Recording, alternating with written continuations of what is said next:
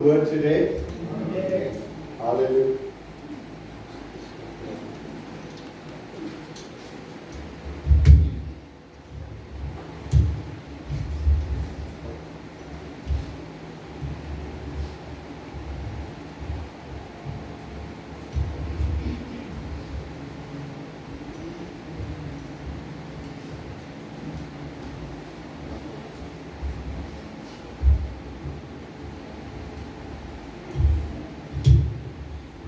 Amen.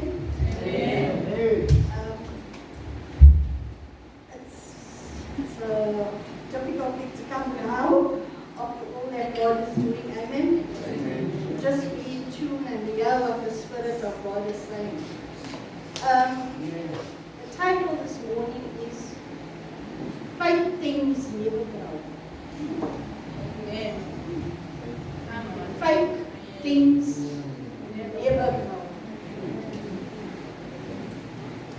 And you know, when I was much younger, there was a song we had to sing in school. It was called Paper Roses. Can't remember the words because it's a quite long band. But it was about love and how this person gave roses, but they were paper roses. Like, and the part that the Holy Spirit brought to my remembrance, like your imitation love for me. And how often we say we love God and we give Him roses, but they paper roses. There's no substance in it. There's no growth. There's no beauty. It's just imitation love for God. And so I'm going to repeat. Fake things never grow. They don't ever grow. And if you watch life, you'll see people who are fake never grow. They may be old in age, but they're immature. They never mature to come to a place of maturity. And if you can remember Fallon's message, as he was preaching, I'm saying, Lord, there goes my message. But it was like God was just trying to highlight the significance of what He needs to say today. You see, because today we celebrate Resurrection Sunday. But to be able to celebrate it, you have to know. You have to believe, you have to confess it, and you have to demonstrate it.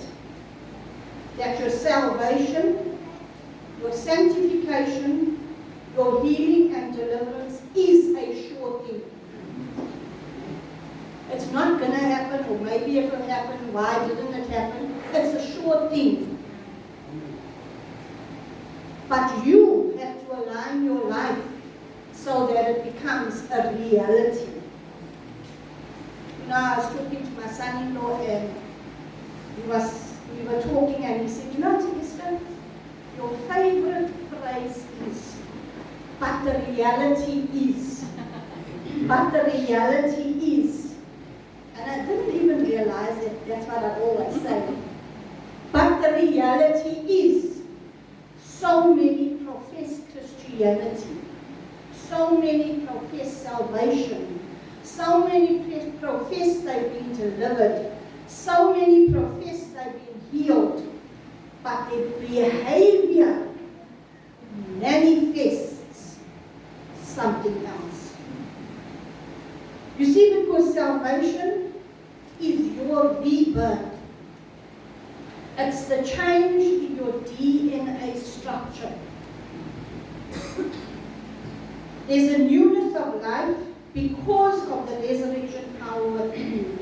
The Bible says you were resurrected with Christ, and the same Spirit that raised Jesus from the dead dwells in you. Now I asked the question, I asked Pastor Sean this question. What Spirit is flowing through you that's going to flow through your children? Because if you don't correct the spirit that's flowing through you, you can't correct it in your children. I asked myself that same question. You see, because we are not controlled by the actions of our biological bloodline, but we are affected by them. Once you give your life to Jesus, your biological bloodline does not affect your life. It doesn't control your life, but it has an effect if you don't address it. You see, you are now, when you say, I give my heart to Jesus, you're now controlled by the power of the Holy Spirit, and the blood of Jesus now runs through your veins. The Bible says, for as many are led of the Spirit of God, they are the sons of God. So if I'm a son of God, then I have His DNA flowing through my veins. The Bible says the Spirit makes intercession for us according to the will of God. In Romans 2 verse 4 says, do not despise the riches of His goodness, forbearance and long-suffering, not knowing that the goodness of God leads to repentance. Romans 8:1 says there's no condemnation to those who are in Christ Jesus. And Romans 10:9 says, if you confess with your mouth the Lord Jesus and believe in your heart that God raised Him from the dead, you will be saved. So you have to understand your salvation has to come with confession and believing. And you can't eliminate resurrection. Because if you eliminate resurrection, you can't have salvation.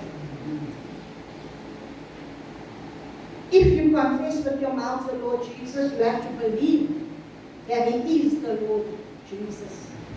You have to confess and make that He becomes Lord of your life. And believe in your heart that God raised Him from the dead. You see, resurrection is not information. It's a belief system. It's a belief system that you set your life upon.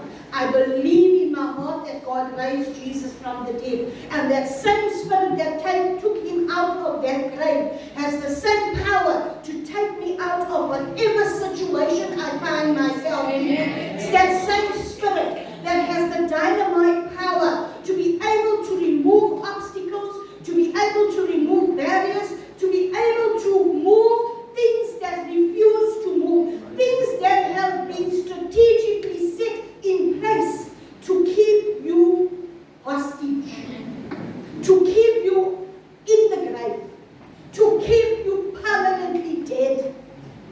You see, the enemy doesn't want you alive. God doesn't want you alive, He wants you dead. And so there's a conflict of interests. Satan doesn't want you alive because you are totally intimidating to him. So he's going to try everything in his power to kill you. But your death is a wrong death. It's not a like we heard Sister Madeline pray. Lay it on the altar. It's a sacrificial death where we lay ourselves on the altar, saying, Father, here am I surrender my all to you. You see, if that Spirit raised Jesus and it lives in you, He who raised Christ from the dead will also give you the immortal body through this Spirit to dwell in. You see the importance of this resurrection and God sending Holy Spirit. Jesus said, I am the way, the truth, and the life. He showed us the way with salvation. The Holy Spirit convicts us with truth and highlighting the lie of the enemy for us to live and be in the right standing with God so we can enjoy abundant and everlasting or eternal life. But Jesus also said, I am the resurrection and the life. He who believes in me, though he may die, he shall live.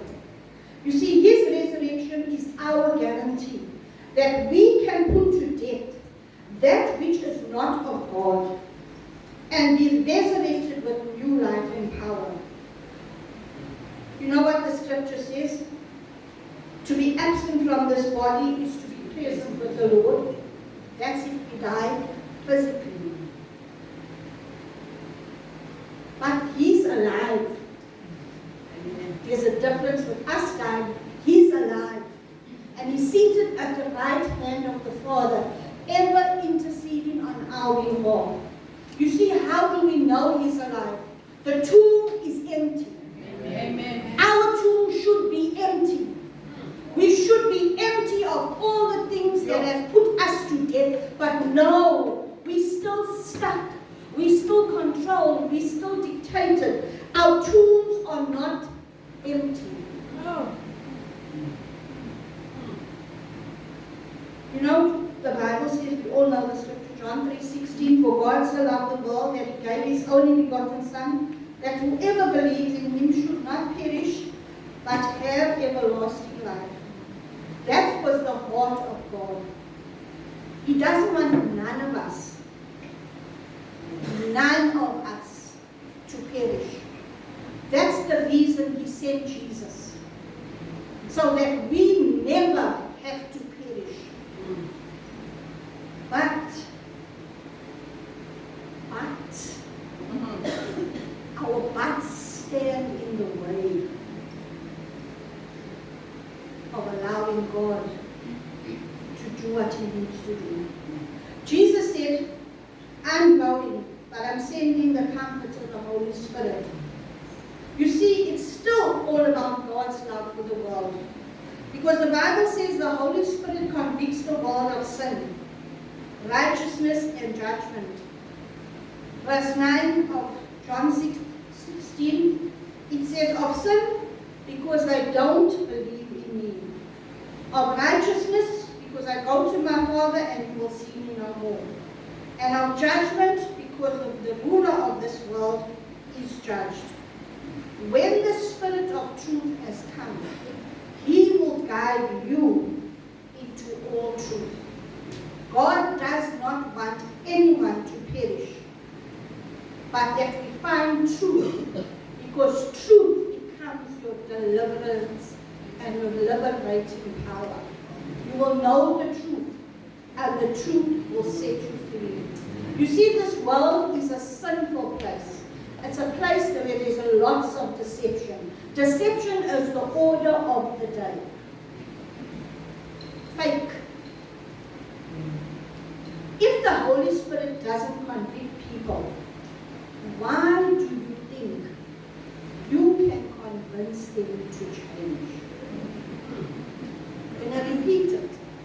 If the Holy Spirit can't convict people of their sin, why do you think you can convince them to change?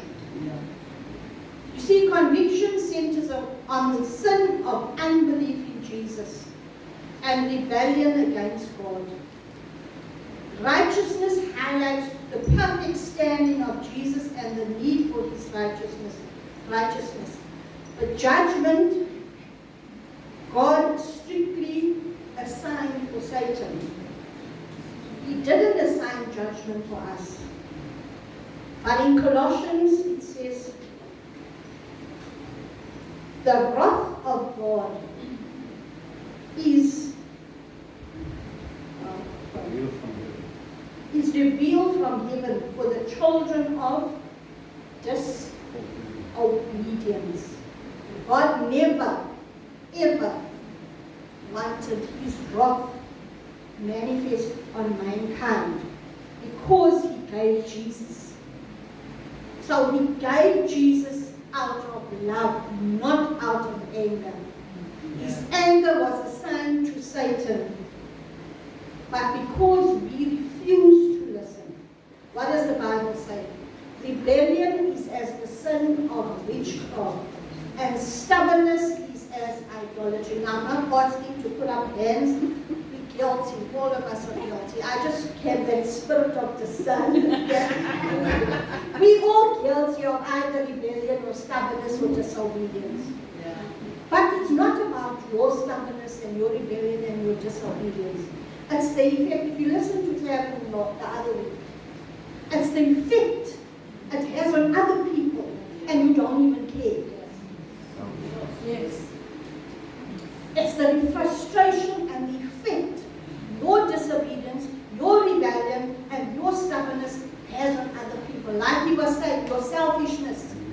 Remember he stood on his father? Your selfishness. You don't care about the effects that it has on other people. And some people never survive your disobedience, your rebellion, your stubbornness, because they don't have the capacity within themselves to be able to arise from that place of being trampled down. And so they choose the cave, like David chose the cave. David, when he was running away from Saul, he chose to hide in the cave. Many of you have chosen a cave. I don't know where you're hiding.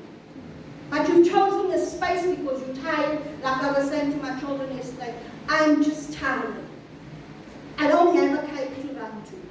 I don't have a space to, I'm tired. Why? Because I'm tired of the same things being repeated over and over and it's because of people's disobedience, because of their rebellion, and because of their stubbornness. You see, there's no other offering God can offer you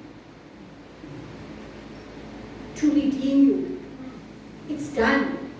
That's why Jesus said, it is finished. There's no other offering that can be offered to redeem you. He's done it, it's complete, it's a completed work. That's why your salvation is a sure thing. But the Bible says, work out your own salvation with fear and trembling. You see, the Bible also said, we nullify the blood of Jesus by tradition. You see, traditional practices use blood as part of their rituals. And when you not take for granted what Jesus has done for you, it's just as equal to somebody else performing a traditional ritual. That's why it grieves me when we come to communion and people have conversations when we take in communion. We've lost the reverence and fear for God. We've lost the significance of the power of the blood of Jesus. That the power of the blood of Jesus is able to cleanse us from all unrighteousness. And when somebody's disobedience blocks off the flow of the Holy Spirit, we grieve and quench the Holy Spirit. It becomes useless celebrating Resurrection Sunday. It becomes powerless to be able to declare I'm a child of God if I can't reverence the presence of God. If I can't respect the things of God, if I can't hold in honor what God holds dear to his life. He sacrificed his son. You know, if I have to sacrifice Pharaoh, I will be angry with anybody who takes for granted the death of my son. I'll personally kill you. Because I gave up my son to save you, and you just flippantly take for granted that my son died to save you. I remember a couple of years ago, somebody was nearly killed. So we went to the house. Pastor Sean's nephew was nearly stabbed. But somebody else took his place. So we went to the house to sympathize with the family.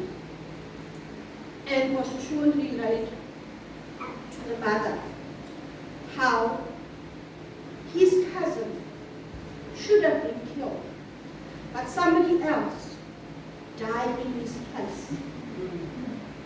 And the mother was just quiet. And she said to Pastor Sean, that person who died was my brother. My son died for your son. And I came out and I said to Pastor Sean's sister and his family, don't ever take for granted the covering of the blood of Jesus. Your children, you were saved because somebody paid the price. Don't ever take for granted the blood of Jesus. You've been saved to protect you and your bloodline from the curse that is rightfully due to you. Because of God's love, God's grace, God's mercy, He's extended His love towards you. In that while you were still deep in the remorse, while you were busy having a ball of your time in the joy, He thought of you because He thought down the line there's going to be somebody who's going to need There's a bloodline that can be wiped out if I don't redeem it. And so your salvation is not just about you. It's about those coming after you. Like what Pastor Sean did now. It's not about us as old people. It's about the generation coming after us. If we fail to set the example, the Bible says that there is a generation after Joshua. A generation after Joshua who didn't serve God. I don't want a generation after me not serving God, after I sacrificed all to build up and establish lives, that there must come a generation who don't care about the sacrifice in Christ. And it's sad to say, but 90% of us really don't care about the sacrifice Jesus made. Let's be truthful. In reality. You see, in John 14:26 says, the Helper, the Holy Spirit, whom the Father will send in my name, He will teach you all things and bring to remembrance all the things I've said to you. If there's no conviction of sin, righteousness, or God's wrath and judgment to come, how do you call yourself a believer or a disciple? Are you open to correction? And this I wrote down. Some people are committed, but they're not submitted. You have people who are married. I'm married. I'm committed. But they're not submitted. They do their own thing. I'll do it my way. We have Christians, the same. Yes, Pastor Sean. Like I always tell Pastor Sean when he goes, I said, you know, church is different when you're in church and when you're not in church. Because when you go, you have a picture of how everybody behaves when you're in church. But you don't have the picture we have when you're not in church. People are committed to you, but they're not submitted to the leadership you've established to you. And so it's a totally different atmosphere. We should not be schizophrenic in our behavior. You see, because resurrection power doesn't produce fakeness. Amen. Resurrection power produces truth. Amen. Truth. And the truth will set you free. Everything is about us. We the idol. Heaven's message. Lord, oh, so hard. Oh, Lord. Selfishness destroys unity. Doesn't matter who you trample on to get where you need to go. You don't care of the effects it has on others.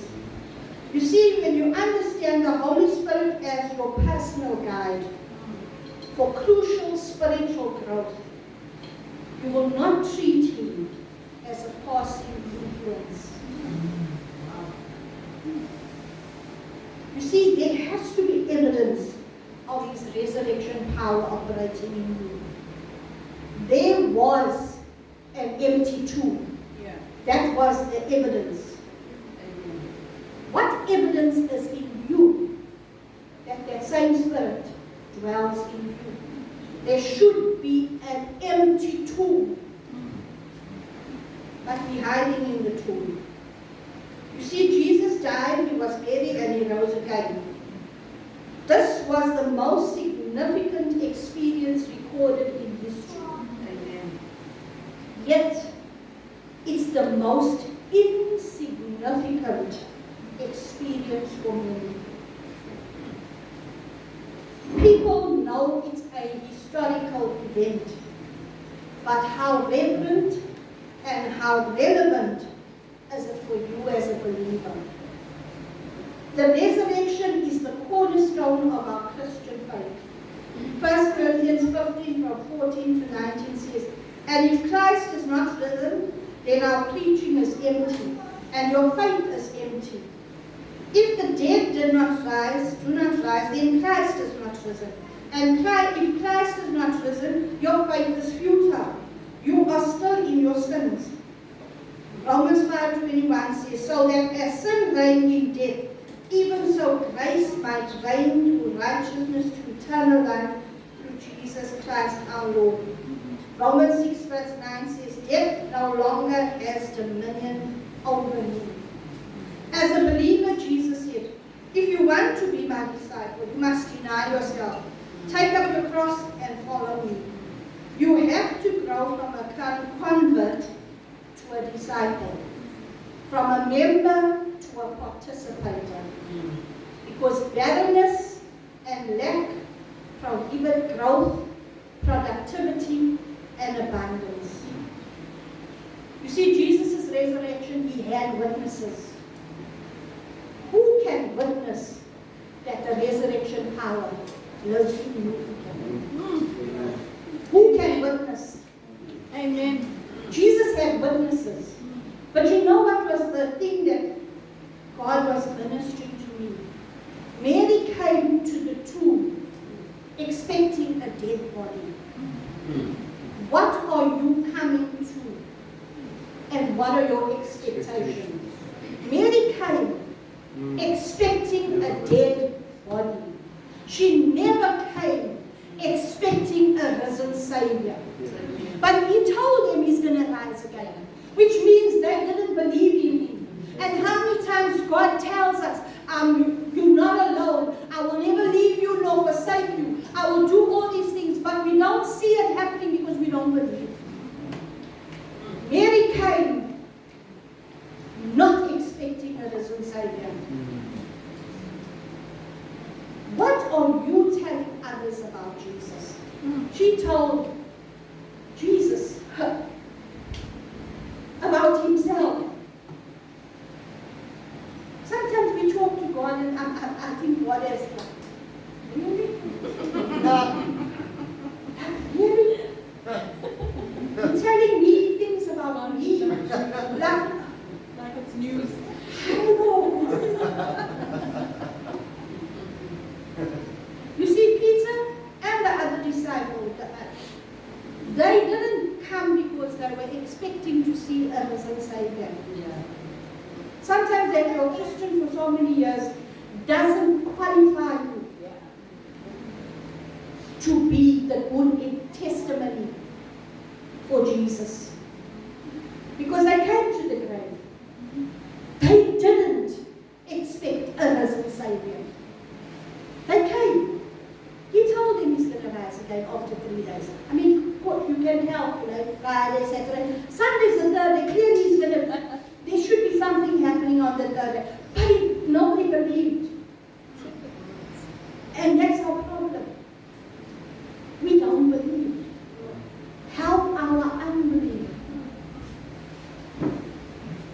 You see, the Holy Spirit has power to transform lives. It transformed his followers, sending them out onto the mission field. What has the Holy Spirit done in your life? Because the Bible says he's delivered us from the power of darkness and conveys us into the kingdom of his Son, in whom we have redemption through the blood, the forgiveness of sin. He's the head of the body, the church, who is the beginning, the firstborn of the dead. Through him we have access to the Father. And in closing, I want to ask you, what are you eating? Who are you devouring with your mouth? Or what is eating you? The Bible says in Mark 7 verse 15, there's nothing that enters a man from the outside that can defile him, but the things which come out of him. So I ask again, what are you eating? Pastor Sean loves to eat healthy food. I don't. And the evidence is here. But we have to ask ourselves the question. He may eat healthy food, I may eat unhealthy food. But what's eating us is totally different. We can eat the same food. I can dish up the same food for him and the same food for me.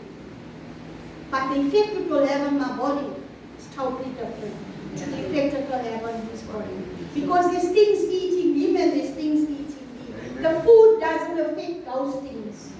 Those things need the power of the Holy Spirit to remove from our lives. And so it doesn't matter how healthy and I'll strict your, not that I'm disqualifying that, it's necessary. But I'm asking you, are you focusing on what you're eating?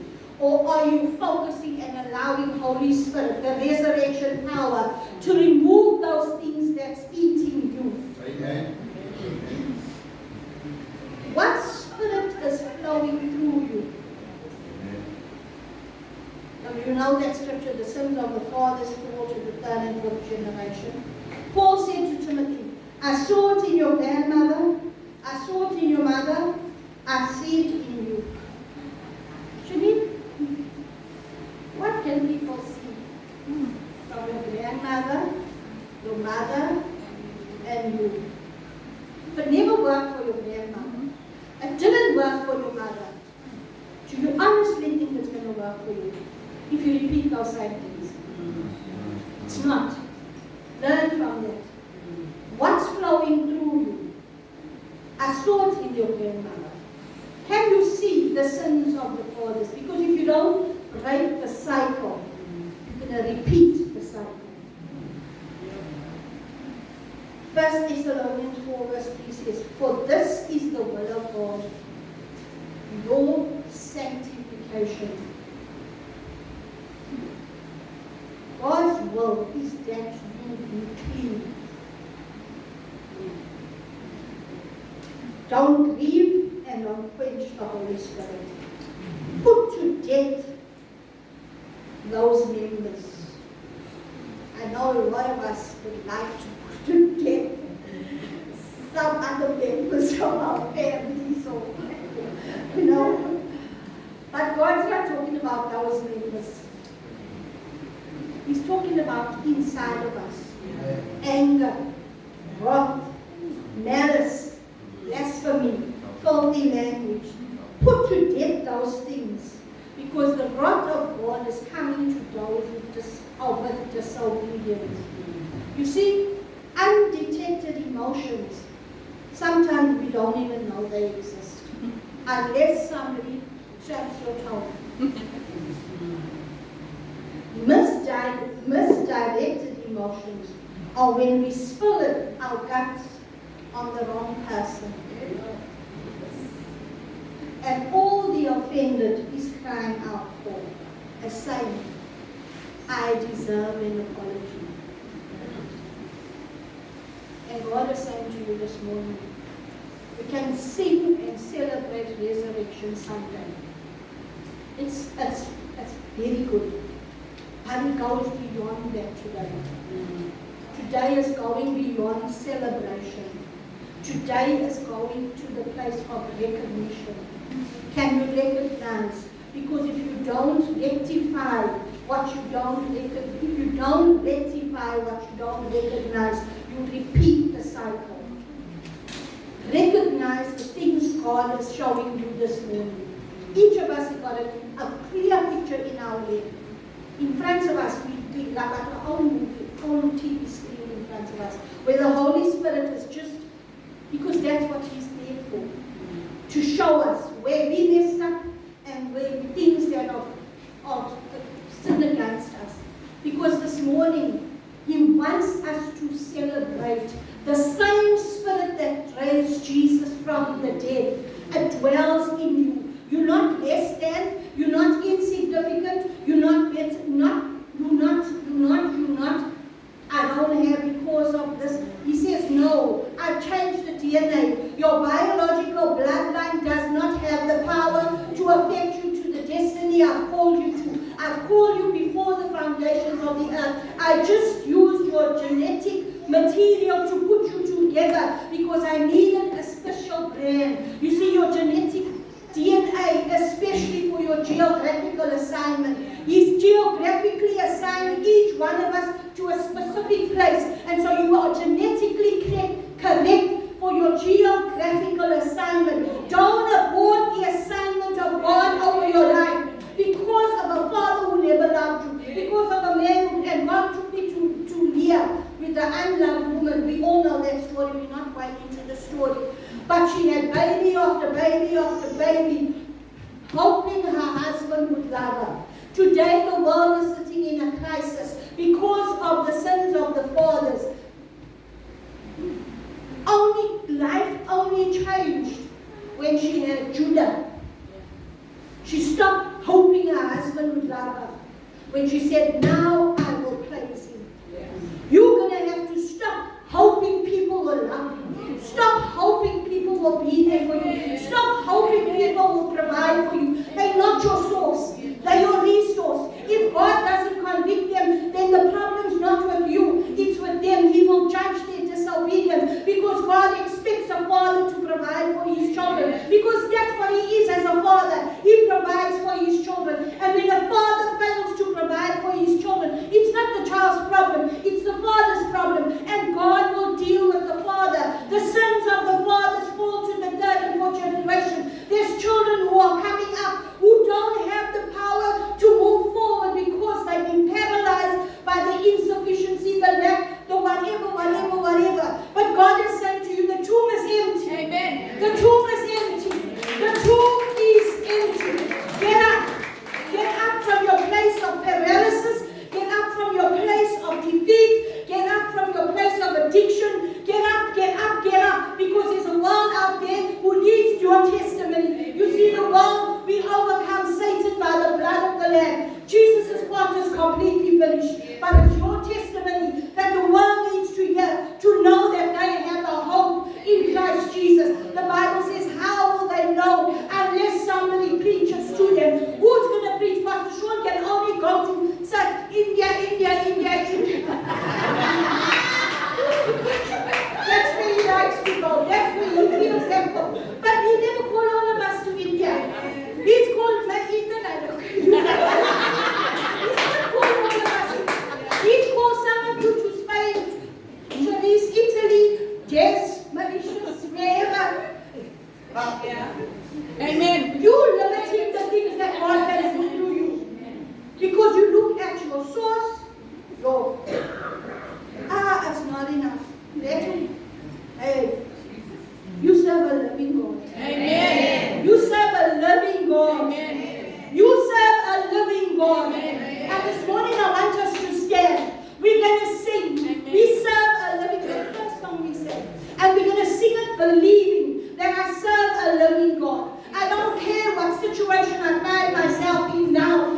This is not my destination. Amen. It's the route God is taking me to reach my destination.